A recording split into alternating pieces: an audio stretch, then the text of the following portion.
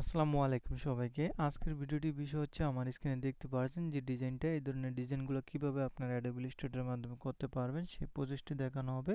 যদি আগে থেকে আপনার এই ধরনের ডিজাইন সম্পর্কে জানা থাকে তাহলে আপনি ভিডিওটি স্কিপ করতে পারেন, আর যদি জানা না থাকে তাহলে ভিডিওটি স্কিপ না করে দেখতে পারেন।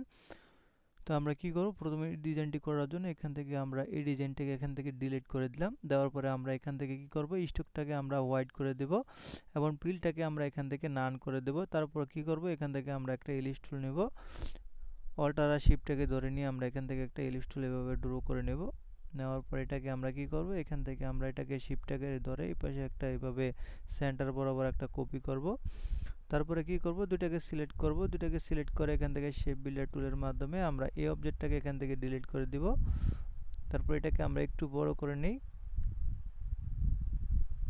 তারপরে এখান থেকে আমরা কি করব, আবার এখান থেকে টুল প্যানেলে গিয়ে এখান থেকে সিজার টুলটাতে ক্লিক করব। এখান থেকে আমরা এই অ্যাঙ্কর পয়েন্টে এখান থেকে আমরা যখন এখানে নিয়ে আসি, এখানে একটা অ্যাঙ্কর পয়েন্ট আমাদের অ্যাড করে শো করে এখান থেকে আমরা অ্যাঙ্কর পয়েন্টে একটা ক্লিক করব। তারপরে এই পাশে আমরা অ্যাঙ্কর পয়েন্টে একটা ক্লিক করব, তাহলে এটা আমাদের আলাদা হয়ে যাবে দুইটা। তারপরে এখান থেকে দুইটাকে সিলেক্ট করব, দুইটাকে সিলেক্ট করে আমরা চলে যাব অবজেক্ট, অবজেক্ট থেকে ব্লেন্ডে ক্লিক করব, তারপর মেকে ক্লিক করব। এখানে আমাদের অনেকগুলো স্টেপ হয়ে গেছে। এখন আমরা আবারও চলে যাব অবজেক্ট, অবজেক্ট থেকে ব্লেন্ড, এখান থেকে ব্লেন্ড অপশনে ক্লিক করব আমরা। তারপর এখান থেকে আমরা এটাকে কমিয়ে দিব। দেখতে পাচ্ছেন এখানে এই স্টেপটা আমরা দ্বিতীয় নাম্বারটা যাব, তারপর এখান থেকে আমরা স্টেপটাকে কমিয়ে দিব। তারপর এখান থেকে আমরা ওকে প্রেস করে দিব। তারপর এটা সিলেক্ট অবস্থায় আমরা চলে যাব এডিটে, এখান থেকে আবার কপিতে ক্লিক করব, তারপর আবার এডিটে, তারপর পেস্ট ইন প্লেসে ক্লিক করব।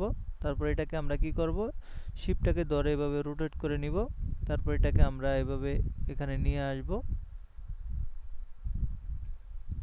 আমরা এই বরাবর এটাকে রেখে দিব।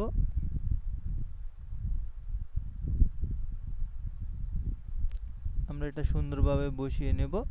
আমরা এই বরাবর এটাকে রেখে দিলাম। তারপরে সবগুলোকে সিলেক্ট করব, রাইট বাটন ক্লিক করে সবগুলোকে সিলেক্ট করব, কন্ট্রোল জি দিয়ে গ্রুপ করে নেব কিবোর্ড থেকে। তারপরে আমরা কি করব, এটাকে একটু সেন্টার বরাবর নিয়ে আসি। তারপর এটা সিলেক্ট অবস্থায় আমরা চলে যাব অবজেক্টে আবার। তারপরে এখান থেকে আমরা কপিতে ক্লিক করব, তারপর আবার এডিট, তারপর পেস্ট ইন প্লেসে ক্লিক করব। তারপর এটাকে আমরা কি করব, এখন আমরা এটাকে রোটেট করে এভাবে ঘুরিয়ে নিব।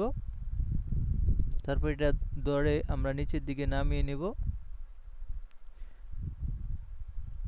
তারপর এভাবে আমরা বসিয়ে নিব। বসানোর পরে এখন কি করব, আমরা সবগুলোকে আবার সিলেক্ট করব। সবগুলোকে সিলেক্ট করে আমরা এখান থেকে এটাকে উপরে নিব। সবগুলোকে সিলেক্ট করে আমরা এখান থেকে স্টকটাকে উপরে নিয়ে আসব। আসার পরে আমরা চলে যাব কোথায়, উইন্ডোতে। উইন্ডো থেকে আমরা চলে যাব কোথায়, গ্রেডিয়েন্টে। আমরা গ্রেডিয়েন্ট প্লেটটা এখান থেকে নিয়ে আসব।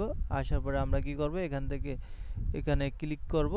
ক্লিক করার পরে এখান থেকে আমরা গ্রেডিয়েন্টে যখন ক্লিক করব তখন আমাদের এই গ্রেডিয়েন্টটা এখানে অ্যাপ্লাই হয়ে যাবে। আপনারা চাইলে এই গ্রেডিয়েন্টটা অ্যাপ্লাই করতে পারেন, অথবা আপনারা চাইলে যে কোনো গ্রেডিয়েন্ট এখানে অ্যাপ্লাই করতে পারেন। আপনারা কি করবেন, এখানে আপনারা এই যে পয়েন্টগুলো আছে এখানে এসে ডাবল ক্লিক করবেন, তারপর এখান থেকে কালার প্যালেটটা চলে আসবে। এখান থেকে চাইলে আপনারা যে কোনো কালার এখানে দিতে পারেন। যদি আমি এখান থেকে এই কালার দিই তাহলে দেখতে পাচ্ছেন ডিজাইনটা অন্যরকম হবে।